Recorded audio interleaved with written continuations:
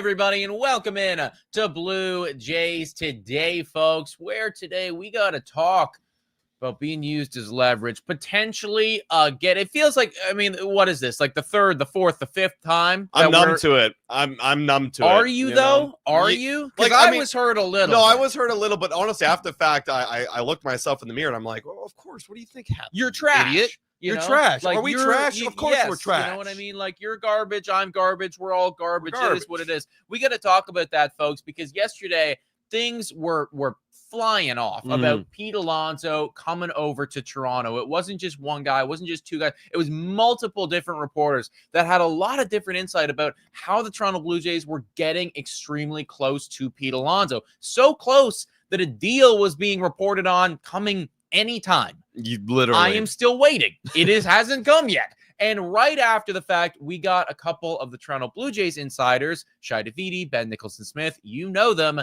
They poured some cold water on all of those reports, all those rumors. So in this one, we are going to be talking about whether or not we did get scammed, whether we are still in the Pete Alonso sweepstakes, just what this means overall. Spoiler alert, we also have a very special guest coming on in roughly 10 minutes time, Scott from the Walk Off podcast. So if you're familiar with the Walk Off podcast, then stay tuned because Scott's coming on. And if you're not familiar, then go check them out because they do a great job over there in their own right on YouTube. The Walk Off podcast, search it up. First things first, though, let's start with right where we left off yesterday because we were live immediately and then it was so ridiculous. The second that we stopped being live, we got some more reports from Hector Gomez, from Andy Martino talking about how, wait a second, this could be real. It could be. Real quick, shout out to Raul right here with the $2 dono saying at this point, pivot to the trade market. I'm done.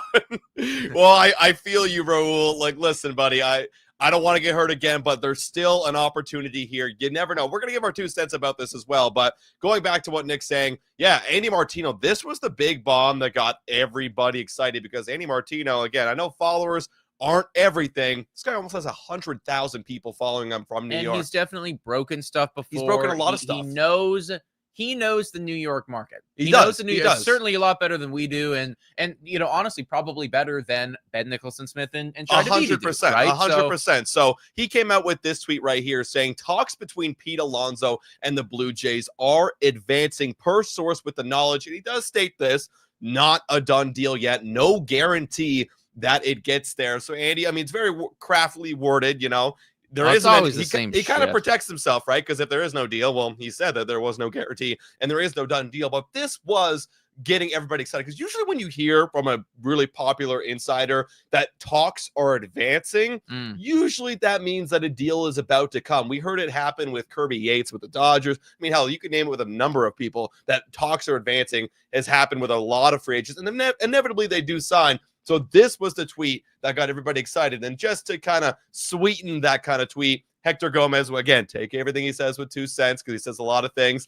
He says talks are intensifying. He quote tweeted something he said where earlier, source, the Blue Jays have an offer out for Pete Alonso. It's a competitive offer, and they believe they will land him. So everybody, and these weren't the only tweets. I mean, you guys, if you were here yesterday, there was a ton of other New York reporters and also some Toronto reporters that were commenting on this. And granted, we don't know how credible the sources were, but it felt like when there was a lot of smoke going on, and we had to believe that there was some sort of fire. Well, and I still do. I actually still do. I still think that there is something to all of this because this doesn't just come out of like completely thin air. Even if, let's assume for a second, because we're going to talk about the idea that the Toronto Blue Jays may have been getting scammed from Scott Boras for Pete Alonso. So let's just assume that they were doing that they orchestrated everything. Scott Boras orchestrated all of this. He leaked some information to some of these New York reporters with the hope and intention that they would then further leak it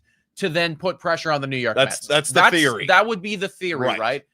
I mean, there's a lot of steps there, and I know that Scott Boras is capable, but I do believe that with every single individual that came out and said something, and with previous reports that we've heard that the Toronto Blue Jays are in fact interested, there is something to this. We had Jimmy Ballcap Sports on this yesterday, and he was, I think he had a great analogy saying that the Blue Jays are in the red zone right now. Now, Hector Gomez was saying that they might be at the fucking 5-yard line and ready to punch it in. Right. That might not be the case, but we are in the red zone.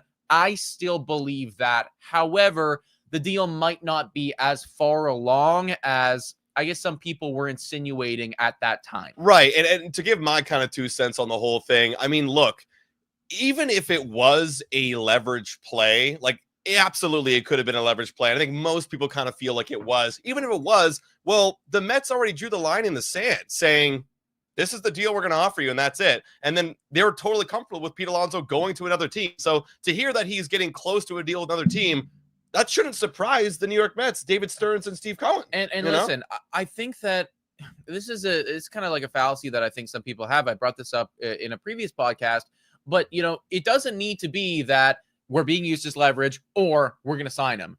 It can actually be both. It can literally be both in the sense of, I mean, and if you got to think about it from Pete Alonso's camp, right? If you are getting close, like genuinely getting close with the Toronto Blue Jays, I mean, there's a competitive advantage for you to leak that information. Sure. And then, try to raise your price. Maybe a mystery team comes out of nowhere, right? You don't fucking know, right? It's like, it just makes sense, competitively speaking, to leak that information, even if you are fully genuine in potentially wanting to go to the Toronto Blue Jays. And that's kind of where I'm at right now, where I think it's a little bit of column A, a little bit of column B, and then, through the Twitterverse and through, like the broken telephone that happens, you end up with the shitstorm that transpired yesterday where everybody's losing their minds. Right. And now let's transition a little bit to what Ben Nicholson Smith and Shai Davidi said, because this adds a little interesting wrinkle into all of this, right? Because it's not interesting to me. It's interesting from an outsider perspective for the drama. I think I tweeted that out yesterday. I'm all here for the drama because it was very, very interesting that hours after all this started coming out, Shai Davidi and Ben Nicholson Smith both said very similar things, saying Blue Jays discussion with Pete Alonso and Max Scherzer not gaining momentum. Ben kind of says the same thing. At this time, there's no momentum towards a deal progressing on either playing right now. Wouldn't it be accurate to say talks are progressing? Now, there's theories on why they're tweeting this. I've heard things saying, are the Blue Jays, are they trying to cool down this right now? They don't want to get other teams involved in this negotiation. They don't want other teams to know that they are close and that a deal comes in here. Or are they just trying to save face and not be an embarrassment again? It could be both. It could be a little bit of both. And it's a little bit of column B. Right. That's what I mean, guys. Like it's everything. It's all of the theories at once, right? I think that these guys, and we know Ben Nicholson Smith and we know Shai Davidi. We've had both of them on the show before. They're phenomenal reporters. Shai might be coming on next week, guys. Yeah, so shout out. They're great guys and they know their stuff. Typically, I find that their reporting style is one that is relatively conservative when they are referring to free agents coming to Toronto, trades transpiring with Toronto. I just know that about them. Like that is the way that they report on things. So for Hector Gomez, who is quite the opposite and is very liberal with what it is that he comes out and says, they could have actually got told the same information, right? And Hector Gomez takes it one way and they take it another way entirely. Right. And I genuinely believe that it's a little bit of everything right now. I do think that the Jays are still in the mix. I think that we are front runners for Pete Alonso still. I think that they want him. And I think the reports that an offer's on the table, I think that's true. I think that there's something out there. Right. I think that what Ben Nicholson Smith and Shai Davidi are putting out there, and maybe there's some conspiracy to this at all, is that it just isn't necessarily at the 5-yard line yet. Right. And you got to look past how they're framing their words. Because again, like what you said, it could be the same information, but we just don't want to jump the gun right now. And that's what it feels like a lot of people were doing. They wanted to get ahead of the Pete Alonso thing because they knew how big of a story that would be if Pete Alonso leaves the Mets and goes over to the Toronto Blue Jays, right? You got to look past. You also can't forget here, Ben Nicholson Smith was the one that said that the Blue Jays or that Pete Alonso was open to going to the Toronto Blue Jays, right? So if we're talking about leveraging it all, I mean, that's a leverage tweet right there. And that came from Ben Nicholson Smith. Right. They're just not ready to jump the gun right now on the finalizing of the deal. Again, think of it whatever you want. It's leverage. It's close. Whatever it is, I still believe that a deal is somewhat around the negotiation table being worked out right now. I believe it. I mean, when there's smoke, there's fire. Right? I'm actually I'm not that down bad right now. I think that a lot of these things are good news. Like the fact that there's this much conversation means that there is legitimacy to the rumors that we've been hearing for weeks now that the Jays might be interested in Pete Alonso. I can't assure you or promise you that they're going to get it across the finish line because I mean, fuck, like we know We what know. happens sometimes. And it might come out after the fact that, yeah, Pete Alonso ends up going back to the Mets because Steve Cohen ended up raising his price. However, all that being said, that would still be, in my opinion, on Ross Atkins, because we are very much in this conversation right now. We are. And 100%. if we're being used as leverage, it's only to get more money from another team. Mm-hmm. You are in the conversation enough to be able to offer him the deal that he is looking for and get it across the finish line. That to me is exciting, and I hope that this free agent will be different. Yeah, I agree. And now I do to comment on the deal. I brought this up on Wardy's podcast. I think it is kind of wild that, you know, the whole speculation of a 3-year deal with $75 million. Like, if you're just going to take that for what it is, I mean, that's only $5 million more than what the Mets were roughly offering. And, you know, that's not a crazy amount more dollars to then jump ship and go to another team. So I don't really know. I mean, there could be also things built in, like player opt-outs or heavily front loaded in you know, 35, 40 million in the first year. And then that makes it more incentivizes Pete Alonso to go play 1 year in Toronto, get a bigger payday after this year. But point being, we're almost done. Here's a couple more tweets, and then we'll bring in Scott from the Walk Off podcast. Hector Gomez did double down. Someone added him saying, well, apparently someone lied to you. And he added Shai Davidi's tweet right over here.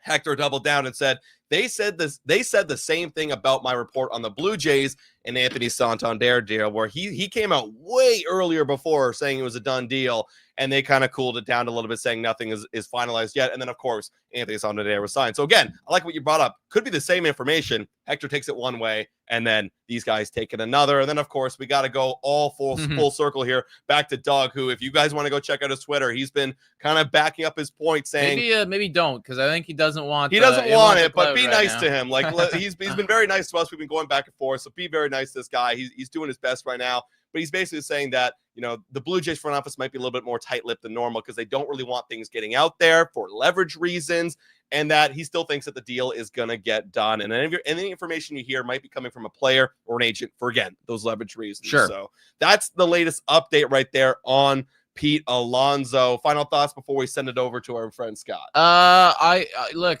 like I said, I'm not as down bad as some people might feel right now. I think that we're very much still in this thing. I'm trusting in my boy Doug, trusting in my boy Doug. Hector right now. And because Shai and Ben didn't confirm my pre-existing biases, they must be wrong. So that's where I'm at.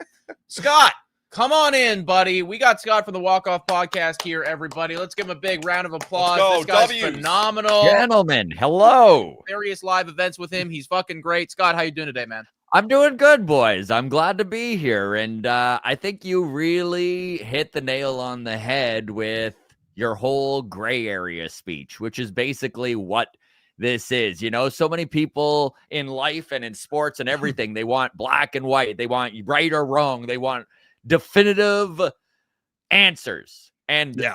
that is not where we're at. And I think you really nailed it with this whole Pete Alonso thing, that the Jays are in on him. And they are also being used as leverage. Here's the thing, gentlemen. Like, Pete Alonso has mashed for 5 years, right? Mhm. Like, since he came in as a rookie and hit 53 home runs, the guy has been one of the biggest power bats in the National League.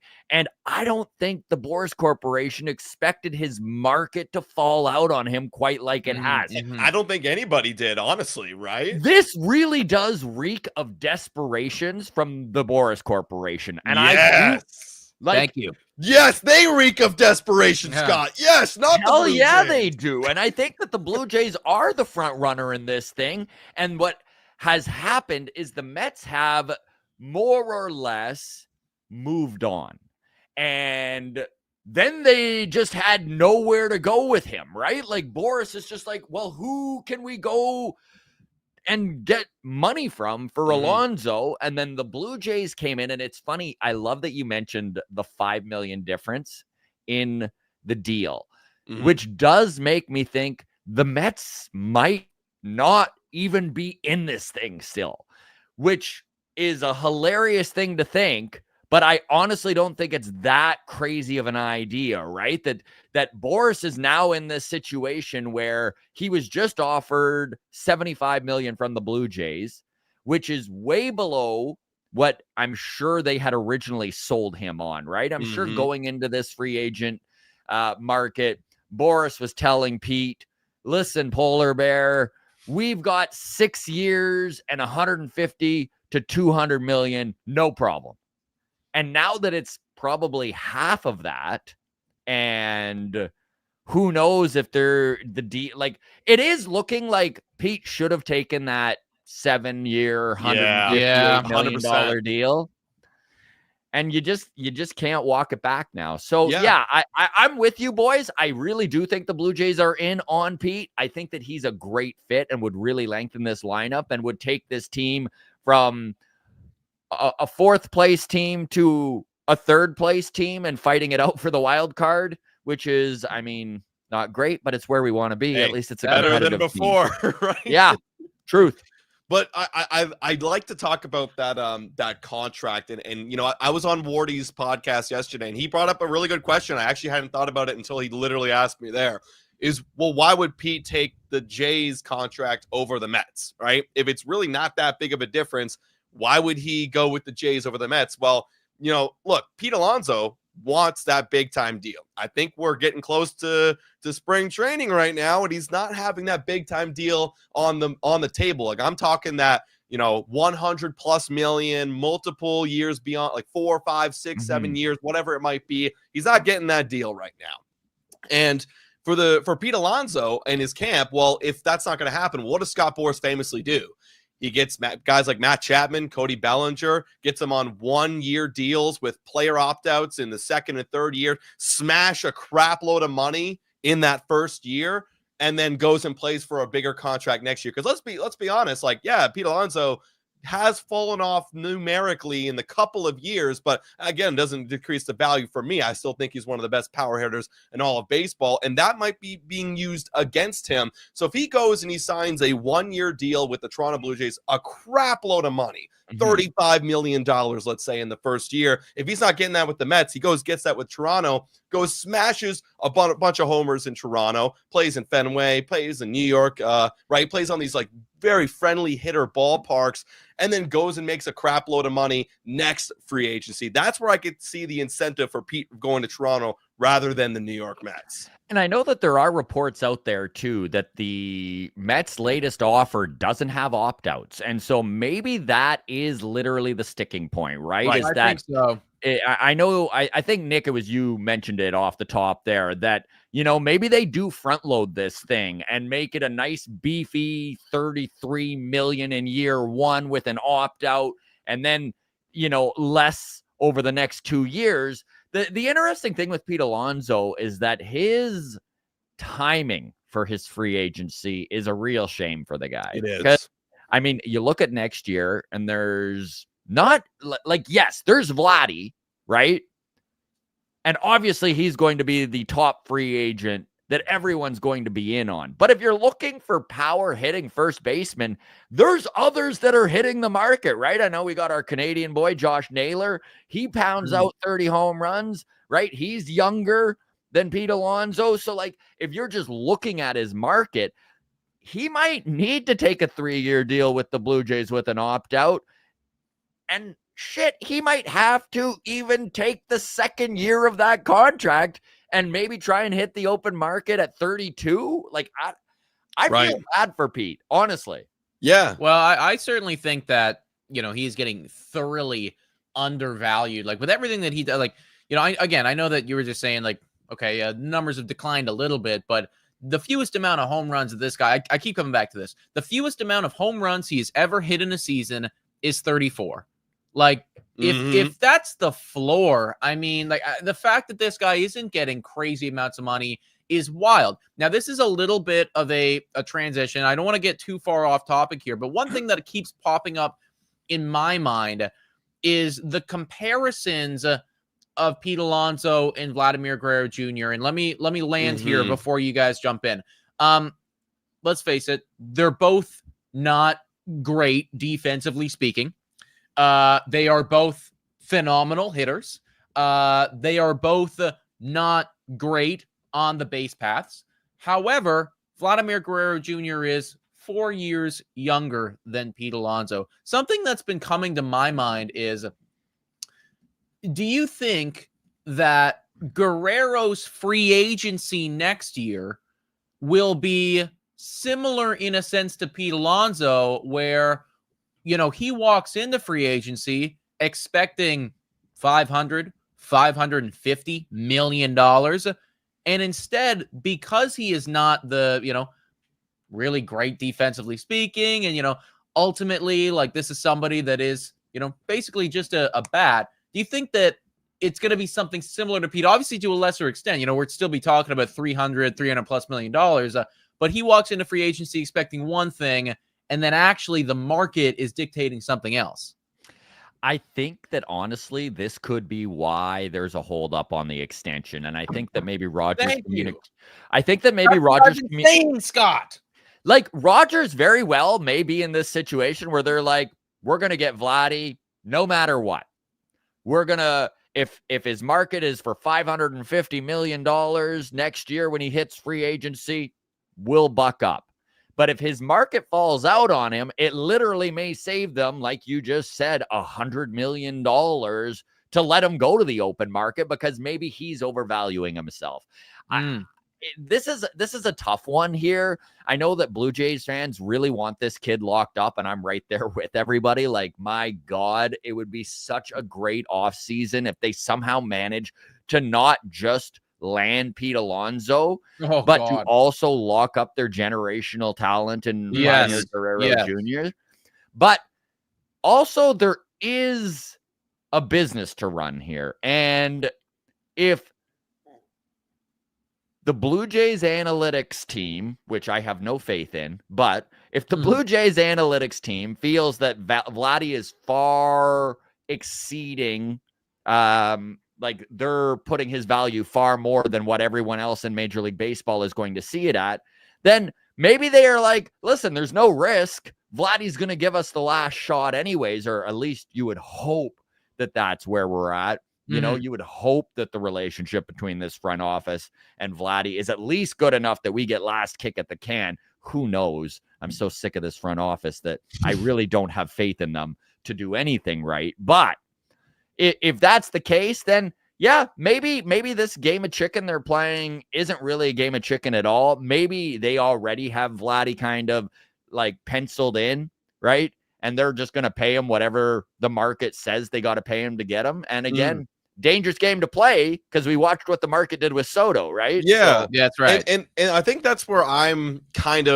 be very confused. And again, I'm already confused with the whole Pete Alonso, like they're not valuing him because he's a 30-year-old first baseman who has a low batting average. But for Vladimir Guerrero Jr., I mean, obviously he's way younger.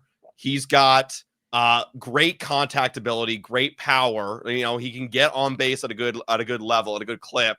Obviously, he's no Juan Soto, but he's a very good impact player at his age. And even speaking about Juan Soto, like he's not a great defender either. I mean, there's talks that he's going to be a DH one day. And if what's that providing defensively, right? So for me, it's like if that was the case where Vladimir Guerrero Jr. would get devalued based on that, then there's something wrong here because Vladimir Guerrero Jr. is an incredible player, and I still think he's gonna get that over 400, maybe even close to $500 million mark, because I think other teams are gonna drive that up, and they're gonna see that too. Well, and let's just be clear too with everyone in here when we're talking about them, Guerrero being devalued and everything like that. We're talking about the potential of him getting, 350 instead of 550 or whatever, right? So it's still, again, like to your point, I certainly hear where you're coming from. It is still a shitload of money. Like he's still going to get paid ridiculous amounts of money.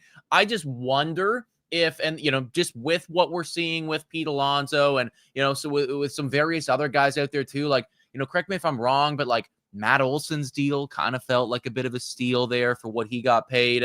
Like it feels like there's a tendency in MLB to not value the first base position as much as other positions. And I brought this up on a couple podcasts ago. I know that you're not a big NFL fan, Scott, but a similar thing happens in the NFL where it comes to running backs. Now, I think it's a little bit different for sure. But like there's just the idea there is we don't pay running backs They don't, even if they rack up 1,500 yards for us and, score 20 touchdowns, we don't pay them. We just don't value them. And it feels like maybe to a lesser extent, there is kind of that level of thinking in MLB. I just wanted to, bring that up because I do see a lot of comparisons between what's happening with Pete Alonso and what could happen with Guerrero. However, we do need to keep in mind the 4 years of youth that Vladdy provides over Alonso is where that discrepancy might come in, And I will say this is just one scenario that could happen, right? Like it is just as likely that Vladdy has an incredible 2025, wins the batting title, pounds out 35 to 40 home runs, plays 45 games at third base and does it at a level where it's not just an atrocity. It's serviceable against defense, right? If he can just be slightly below average in those 45 games at third, it gives him some versatility. And then next thing you know, you're looking at the market and you're like, oh, God damn. Yeah. The Red Sox are in and the Yankees are in. And I thought about this too. I thought about this too. If he plays third base, the Dodgers are in now. You're like, seriously, the Dodgers are back in. So yeah, there is a scenario where maybe Vladdy winds up taking less than we all thought he would. There's a scenario where we're like, who would have thought he'd hit 600 million? So dangerous game to play, boys. But Rogers seems content to let this unfold. I mean, who knows? We don't know, right? Like, we're not in the boardroom. We don't understand what the lip service from Ed Rogers is to the front office. Because if Ed wants Vladdy's a Toronto Blue Jay for life. Better be. He feels like one. You know what I mean? And I think I'd hope that Ed Rogers and the Blue Jays front office kind of see that, because I keep bringing this up. Maybe this is just the fan in me, but it goes beyond numbers on a page and whatever. I mean, if you are talking about a business, well, what sells the most? Vladimir Guerrero Jr. Like, without Vladimir Guerrero Jr., who do you sell on this team? I'm sorry, you can't sell Anthony Santander as your star. No. For the next 5 years. You can't do that. Vladimir Guerrero Jr. is going to keep me, and I guarantee 95% of these fans continuing to come back, because you know what? Like, without Vladdy, maybe I don't go to this game. Maybe I don't buy a jersey. Maybe I'm going to wait till the next superstar gets here. If Vladdy's locked down for life, I'm back. Right. I'm going to the stadiums. I'm buying the jerseys. I'm buying the bobbleheads. I'm showing up for the Vladdy, City Connect giveaway day. Well, speaking of fans, we have over 800 people in here right now. So, guys, a quick shout out here. If you haven't already done so, please hit that like button. We only got 100 likes right now with 860 people in here. A little disappointed, folks. We got Scott from the Walk Off Podcast in here. So if you haven't already done so, hit that like and subscribe to the channel, everybody. We're getting dangerously close to hitting 30,000 subscribers, which would feel really good. Now, in the 800 odd people that are in here right now, there's quite a few people that feels as if they follow the New York Mets. I've seen a couple comments in this chat talking about the New York Mets. So I figured this would be a fitting time to bring this topic of conversation up to you, Scott, and pick your brain about this. There's been a lot of speculation that if the Toronto Blue Jays were to go out and sign Pete Alonso, bring him in, then that would mean that Vladimir Guerrero Jr. is no more. I don't know if I believe that or not. Yeah, we all got opinions, but that's, that if they bring in Pete Alonso, then Guerrero will either A, get traded at the trade deadline, or will hit the open market and potentially get snatched up by a team like the New York Mets. And, credit to our buddy over there, Wardy NYM, while you were on his show, do you know that guy had the audacity while you were on his show? I was looking at some of his thumbnails, the recent live streams on there, Vladdy in a Mets hat. The audacity. All right. Oh my God. Let me just, I guess, pick your brain on that whole situation, man. Could you see a reality where, bringing in Pete Alonso actually, inhibits the Toronto Blue Jays from either extending Vlad or locking him up long term? And then, could you also see reality where, well, Alonso comes here and then next offseason, Steve Cohen's like, let me bring this guy to come play with Juan Soto. Okay, so I don't think this is part of their plan. I really push back pretty heavily against the idea if the Blue Jays get Pete Alonso, that is signaling that Vladdy is gone. I will say I do not trust this front office to pull off the threading of the needle you would need to keep Pete and Vladdy. So it does make me nervous, and I would need to see the deal because let's be serious. If this is a 3-year, $75 million deal, front-loaded, $33 million in the first year with an opt-out, then I think it's completely irrelevant because Pete's probably going to try again and hit the open market also. So we'll need to see what the deal looks like. I mean, I'll be honest, it does make me nervous if all of a sudden the word comes out that the Blue Jays signed Pete Alonso 5 years, 120, 130 million. Then I'm like, oh, it's a lot of money Yeah. for a long time. Hey, that's a little different. So, yeah, I mean, I will say I would be nervous, right? Like if Vladdy hits the open market, we've watched what Steve Cohen can do when he is after a target, right? He's a dog with a bone. He's going to get it. And I think the fact the Yankees lost out on the Soto sweepstakes shows you how serious he is when he decides this is my guy. Well, and let me paint you the worst case scenario for me, right? If we miss out on Pete Alonso, I will be upset. And, because I've been wanting Alonso for pretty much all off season. Adam knows he's been my guy. Like I've been in on Big Pete, and I think he'd be great batting behind Guerrero. But the worst possible situation would be if the Toronto Blue Jays lose Pete Alonso to a team that isn't the New York Mets, because then that would open the door for Steve Cohen to, be all in on Guerrero next off season. And that's just like, I don't want to be doing a live stream with you 12 months from now, Scott, where, we're having to break down the same shit, except it's with Steve Cohen up against Edward Rogers for Vladdy. Like that just does not sound fun to me at all. Especially when you look at the market and realize the Red Sox could use a first baseman like Vladdy. The Yankees 100%. Could use a first baseman like Vladdy. I mean, obviously, there's a lot of teams around Major League Baseball who could use a talent like Vladimir Guerrero Jr., but I'm just mentioning the teams that literally have the funds to do it, have Dominican ties within their organization already, and have a hole at first base where he fits nicely. And yeah, those are 3 pretty major markets in the Mets, the Yankees, and the Red Sox. And this does make me nervous, the idea of Vladdy hitting the open market. I don't want to take a hard left turn here, but I am really curious because I read this the other day, what you guys think here. So if the Blue Jays do add a Pete Alonso, or anyone for that matter, that means that they literally have 1 spot left on their roster. And this is the list of guys that probably are at the point where they need big league at bats to continue to develop. And I'm just curious what you boys think could happen. So there's Will Wagner, there's Joey Loperfido, there's Addison Barger, there's Ernie Clement, there's Leo Jimenez, there's Davis Schneider, there's Jonathan Clase. And this is before we even get into the guys that are like sort of fringy, right? Like the Alan Rodens, the Aroldis Martinez, the Josh Kasoviches, even Will Robertson and Riley Terada, Damiano Parmigiani. Like these are all middle infield guys that are playing either third, second, or short. And there's not even enough at bats at AAA for all these guys. Yeah.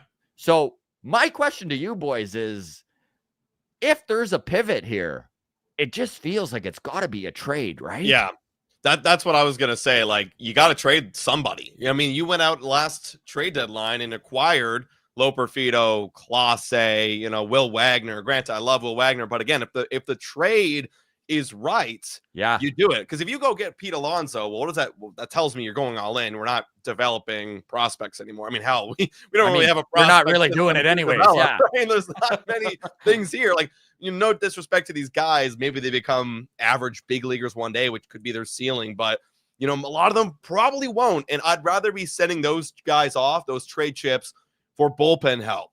For if we don't get it, a lefty starting pitcher, which we do not have right now. Yeah. I think you got to go all in. If you're getting Pete Alonso, that has to happen. I think it's, to your point, they're not going to get any at-bats, so you might as well turn them into something else.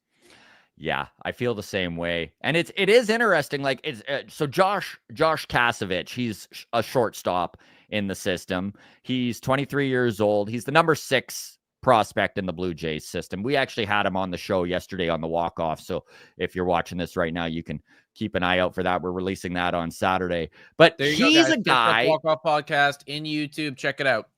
Thank you. But he's a guy that actually I was just reading about yesterday when I was doing some research before chatting with him. And there are 2 guys that so Baseball America has about like 10 dudes who kind of compile that list. And 2 of those guys were like, listen, Josh Kasevich might be the most underrated prospect right now in baseball, or at least the Toronto Blue Jays system. And that they both were like, if we had our way, he would be at the bottom end of that top 100. So there is some excitement there. And if you look at what Kasevich did defensively, he was like the best defensive shortstop in their system, right? He had, I think, a 9.80 fielding percentage. And then when he got the call up to AAA, he banged out a couple home runs, hit 325 in the month of September, and had an on-base percentage of almost 400. So this is a guy, it's like, to develop players, you need to be able to give them the reps they need. And the Jays have such a huge logjam right now. They're impeding development of many of their prospects. And so something has to give. Yeah. And what do? They traded for Andres Jimenez. So they kind of already picked their road. They're saying, well, I know we got a lot of middle infield prospects, but next 5 years, Jimenez, right? And obviously, I think we could agree Bo Bichette, I think everyone kind of agrees at this point. He's probably gone after this year. And Jimenez moves over to shortstop, right? And then, okay, well, maybe you get 1 second base spot. You got 1 second base spot now opening up for that middle infield in a year. In a year from now. So if you don't see these guys in a year from now, it's almost like you got to almost select a group of guys to audition. You got to plan for that.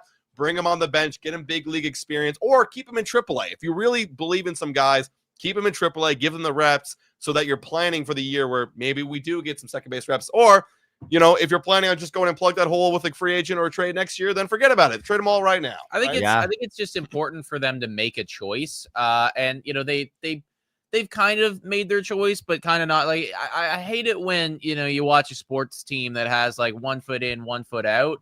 And like, if we're actually genuinely serious about being competitive, and that means going and getting Alonso, going and getting Santander, doing all that stuff, then like, what is Joey Loperfido gonna do for you?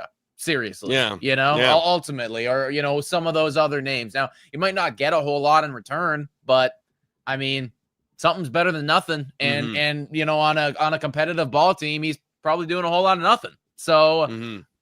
That's where I'm at. Especially when you look at the list and you're like, what's Addison Barger going to do in AAA, right? Like, Jimenez. It's time for him to make that next step. And if there's no spot for him right here, it's like, okay, like I like Barger. Like, we've had him on the show before. He's a great guy. The work ethic is fucking crazy. But if he's actually not going to provide you any value at the MLB level, well, trade him for a bullpen guy who might. And depth is important, right? Like, depth is one of those things where it's like you think you have all sorts of it, and then just a few injuries, and you're like, wait, we don't have anyone, right? Especially with the Blue Jays. Especially with the Blue Jays. But I mean, all those guys we were just talking about, who rounded out the roster in September. Like, these were all guys who were playing in the big leagues. It's just, how do you not make a trade? And I think that this is something that we could wind up seeing as we get closer and closer to February, if the Jays don't land their guys in free agency that they want. Yeah, no. I do hear you, man. And I think that that will be a road for them for sure. We're not going to keep you for too much longer, Scott, but I do have one more query, that I wanted to bring up to you. Along with all of this Pete Alonso news, there's also been a big link with Max Scherzer right? Right, You know, it's right. like, it feels like, well, if they're going to go get Alonso, you know, some of these reporters are almost saying it's one and the same. You know, you're going to get Scherzer right after that. And reportedly that would be a 1-year deal for $16-17 million. I mean, Mad Max, obviously, like, first ballot type of guy right there, like certainly going to be, making it to the Hall after everything's said and done. And, a decade ago, best pitcher in baseball for many, many years. But what do you think about that overall? Is that somebody that you want the Blue Jays to even go out and target, or, I don't know, just give me your 2 cents on that whole situation. I would absolutely love Max Scherzer. I would love the intensity that he brings to the game and to the clubhouse. The amount of experience that man has is untouchable on this roster. And I think that it would go a long way for some of the other pitchers. And I mean, I'm thinking of guys like Jake Bloss, right? Where these young kids can really benefit from watching a guy of the professionalism and the ilk of Max Scherzer just go about his business. Forget about even the wisdom he can impart and the stuff he can do just communicating with these guys. Take that and put that aside. Just him being there, doing his shit is going to be huge. Obviously, Max Scherzer is not the strikeout king, the killer that we saw 5 years ago or 10 years ago or 15 years ago. But I think that there's still a lot of value in that arm. And as long as he's healthy, I think that he's a dude who absolutely will just will his way to a 3.8 ERA and 140 innings. As long as his arm doesn't fall off, give me Scherzer all day long. Well, I put it this way to Adam just the other day. Forget about everything that he does on the field. Like, just forget about it. Let's assume for a second that he gives you 0 innings, does absolutely nothing. I love how you put it there. When he shows up to pitchers and catchers reporting, when he enters the room, when he, you know what I mean? Like, when we're doing spring training, all of everybody, if you are a pitcher or a catcher, it's anybody, everybody is going to fucking, like, they are going to lock in because it's a respect thing. And also, why he's here to win. Like, he's not here to F around. You know what I mean? Like, he's showing up to give his 100% effort. He's got one chance, maybe 2 more chances left at getting a ring. The reason why, and we have all heard this, the reason why he wants to sign with the Blue Jays and for them to go get Pete Alonso is so that we can have a better team to win a World Series. He wants to go to the playoffs. Like, he's already made $300 million in his career. He doesn't care about the contract. He wants to win, right? And also, like, another little wrinkle, too, that I think, and I brought this up before, that we're not going to see necessarily on Max Scherzer's stat sheet is if the Blue Jays do decide to go to a 6-man rotation, I think that's going to benefit everybody. You'd hope so. In the last couple of years, we've had very good success keeping these guys healthy, but they're all going to get a little bit older. I mean, even Kevin Gausman had a little bit of a tweak here and there. Chris Bassett, like, these guys are going to get older, and they're going to get. Sorry to cut you off there, but you saw the difference it made when Kevin Gausman did have that. When tweak, he was healthy and when he was getting extra rest. So I think that you're not going to see it in Max Scherzer's baseball reference and how he's impacting the Jays. You're going to see it on everybody else's when they get a little bit more rest and they can play a little bit longer and make it over into the postseason. That's a great point. Yeah, that's a great point. Scott, you're the best, dude. And awesome. If you want to see more of Scott, then all you need to do is open up the search bar and type in the Walk Off Podcast. Phenomenal content over there. They regularly have, Blue Jays players, prospects, coaches, media analysts, like everything over there. Scott, when's your next thing coming out so people can stay tuned? So, gentlemen, number one, I always love coming on the show. Thank you so much for having me. I love Blue Jays to do today and what you guys, the content you make and how often you're doing it. You guys both grind it out, and I love to see it.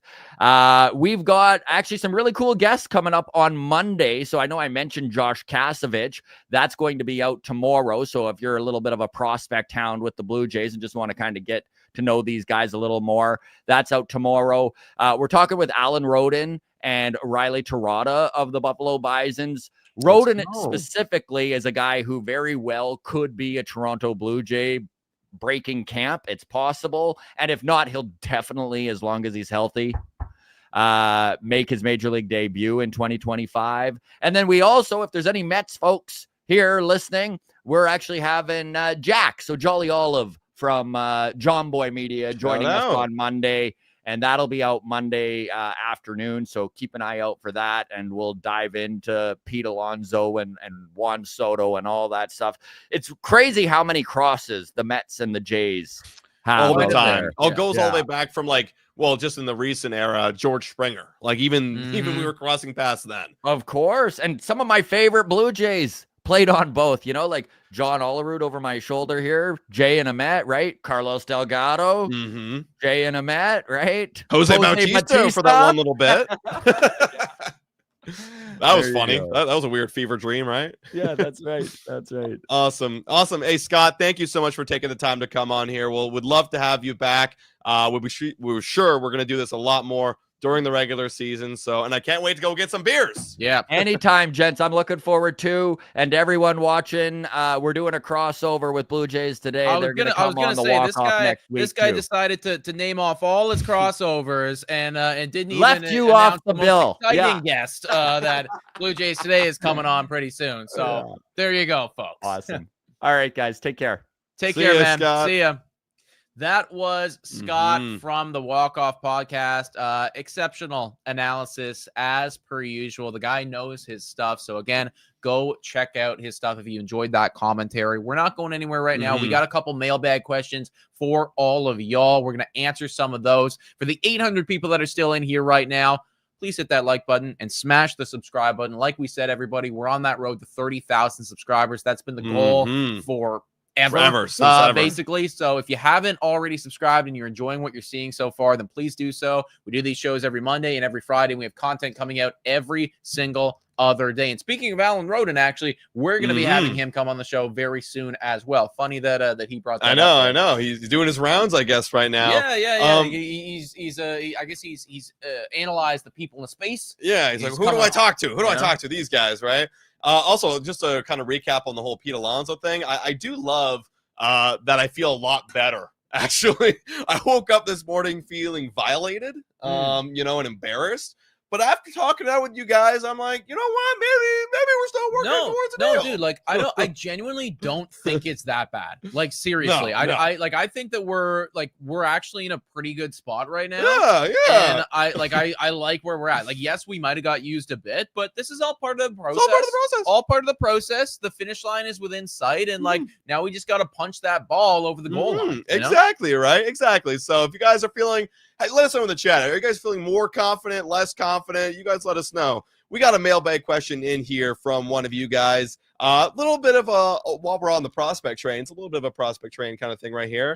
It's about who do we think is going to break out kind of question. We've got this one from Emerson. Do you think some of the rookies like Wagner and Loper Fiedel will break out? Let's interpret that how we will. So do we think that someone's going to break out? Who is it going to be, Nick? Who's going to break out? Well, I mean, the easy answer right here would be Will Wagner because, the guy was pretty good. Hey, shout out to his dad, by the way. Making it into the hall. That was, did you see the video where he was tearing up about that? Yeah. That was nice. Good. That was a really good moment right there. And Will was out there posting about it on his social media and everything like that. So that was really cool. So, I mean, if Will's got any of that in the tank, probably Will fucking Wagner. Maybe he's gonna get inspired and become a Hall of Famer like his dad. But that's the thing, right? Like Will Wagner has the abilities, and again, it's a small sample size, and I've seen his plate coverage. That's what gives me a lot of confidence. Like with David Schneider, for example, he had that great 2023 at the end of the year run, but there was a hole, and I chose to ignore it. The hole was he couldn't hit an upstairs fastball. That was the hole. I'm like, okay, whenever he's gonna pitch upstairs, he can't hit it. But it's okay. He's hitting everything else, but the league adjusted to him and he got smoked. I got to see the adjustment they do to Alan. I almost said Alan Roden to Will Wagner because I don't really know where they can get him out yet. We have to figure that out. But in the small sample size, it looked very good, and obviously the results show. So I will give it to Will Wagner over a Loper Fiedel, which I've been saying there's a glaring problem, which is the inner half of the plate and the upper half of the plate. he can't hit a baseball. So until he fixes that, I can't be banking on him to break out. I agree. I mean, like, this is a relatively easy cop-out answer right here. Like, I'm going to go with the guy that just played significantly better than the other guy.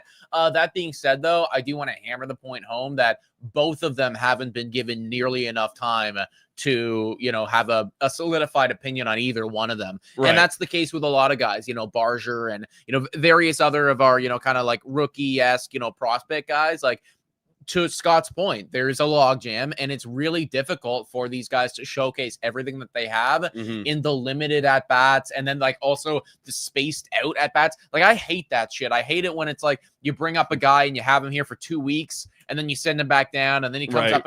It's that's what happened to Barger. Yeah. I know it's happened, and it's just like it's really tough. And I get it. Like, that's the nature of the game, and like, the best of the best, they'll make the most of those, 2 weeks that they're up in the leagues and everything.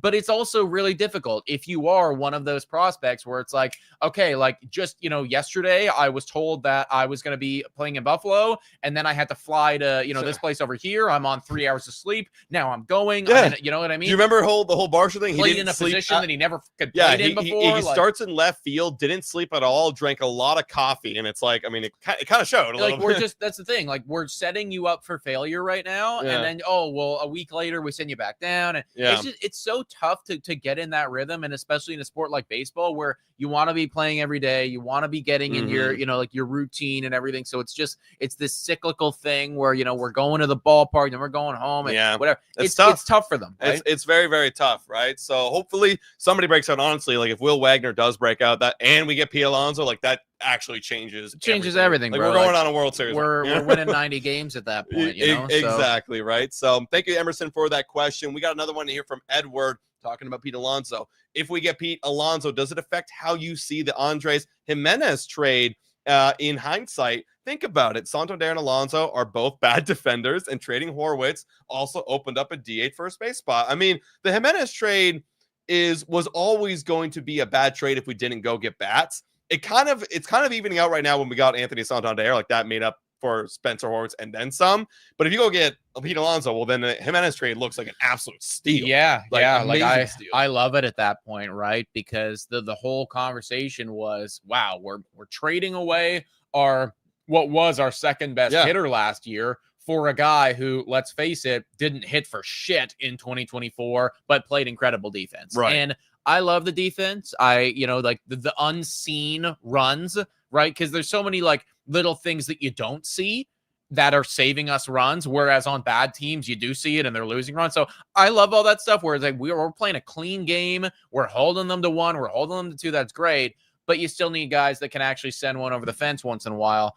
Alonso and Santander do that. You bring them in, it's like, well, we've upgraded our defense with Jimenez, and we've supplemented the offense by a ton by bringing in Alonso and Santander. And you saw this, and you told me about it. This is ridiculous. Ben Verlander was tweeting this out the other day saying that if we were to go out and we were to get Pete Alonso, and we'd have Santander, Pete Alonso, and Vladimir Guerrero Jr., the Toronto Blue Jays would be one of the worst defensive teams in history. Literally of all time. What in the whole, like, you're talking to the 2-time fucking champ right here, Ben. Literally. This is all we have. Champ.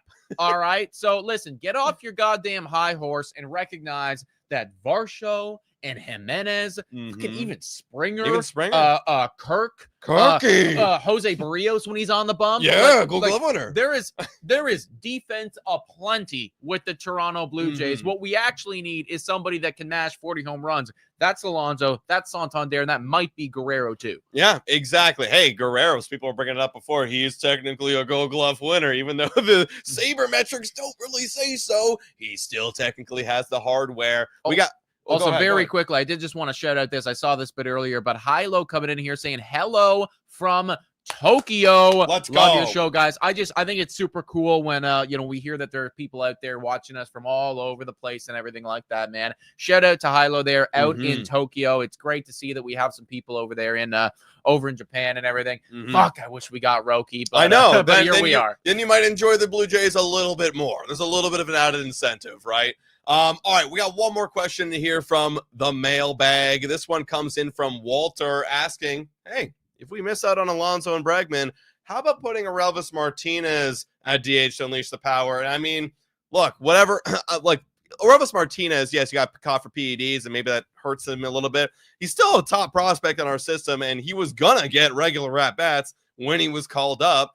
It's time to start seeing what Orelvis Martinez can become. Like, I know that we haven't really been talking about a whole lot because of the PED thing, but if you want to figure it out, if you want to unleash that power, if you want to add more power to that lineup, sure. I think Orelvis Martinez should be in the opening day roster next year, assuming that the PED doesn't carry over. I think it's over now, but he should be. I think we should give him a shot. Now. Yeah. I mean, ultimately, like I said before, it all comes down to making a choice, right? You have so many different players that do similar stuff that have potential. The Toronto Blue Jays need to decide on a couple of them and be like, these are our guys. And then the rest of them, you're getting traded, right? Mm-hmm. Now, Orelvis Martinez would be an easy one to decide upon, being this is our guy, because he is still considered the second or third ranked prospect in our system. So, I mean, if they want to go for the highest upside, that would be Orelvis Martinez. And ultimately, like, the power is there for him. You know, that was the one thing that he really had down there in, you know, AA, AAA, was like the batting average wasn't great, the on base wasn't great, but holy shit, he can mash home runs. For a guy as young as he was, he could hit him, right? So you know, you probably don't even need PEDs or Elvis because you already got that natural power, unless of course that was contributing to well, anyways, no, seriously though, Orelvis Martinez hopefully will have a bright future. It's one or the other. You trade Orelvis or you play him in MLB. But I think we're past the point now where you just keep him down in the minors. You got to make that choice. You got to make that choice. So if there is a spot open up for him, then let's go get him. Guys, that's going to conclude today's podcast. What a good one we had today with Scott from the Walk Off Podcast. That was a lot of fun. A lot of fun. Alonso thing. I know I am. So hopefully we hear some good news coming soon. Yeah, we'll have more content coming out this weekend. And then, of course, Monday for our Blue Jays Today show. If anything does break, we'll be here. We'll be live. We'll be talking about it. So subscribe to the channel, guys, if you haven't already done so. Thank you so much for watching. For the over 700 people still in here, hit the like button on the way out. It really does help the algorithm. We appreciate all of you. Thank you so much for watching. And as always, go Jays, go!